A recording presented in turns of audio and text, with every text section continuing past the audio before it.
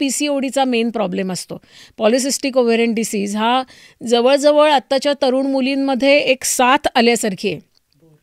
कारण त्यांची वजनं जास्ती आहेत, त्यांचा व्यायाम नाही आहे आणि दुसरं म्हणजे ह्याच्यासाठी जेनेटिक कारणंसुद्धा आहेत, की ही मुलगी जेव्हा आईच्या गर्भात होती, तेव्हा आईचं वजन समजा जास्त असेल किंवा आईला डायबिटीज झाला असेल किंवा आईच्या प्रेग्नन्सीमध्ये काही समस्या असेल, तर ह्या मुलींना म्हणजे त्याच्या गर्भात तेव्हा असणाऱ्या मुली जेव्हा आता मोठ्या झाल्या आहेत, यांना PCODचा प्रॉब्लेम जास्त होण्याची शक्यता आहे.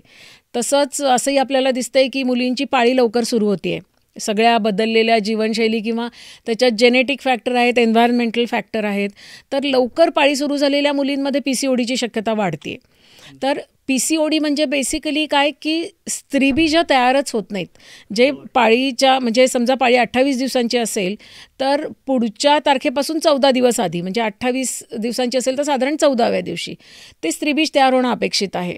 तर स्त्रीबीज तयार झालं की त्याच्यानंतर 14 दिवसांनी पाळी येते.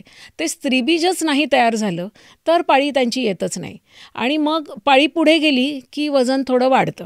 वजन थोडं वाढलं की अजूनच स्त्रीबीज तयार होण्यात अडथळे येतात. मग अजूनच वजन वाढतं म्हणजे हे दुष्टचक्र चालू राहतं. याला पॉलिसिस्टिक ओव्हेरियन डिसीज आपण म्हणतो.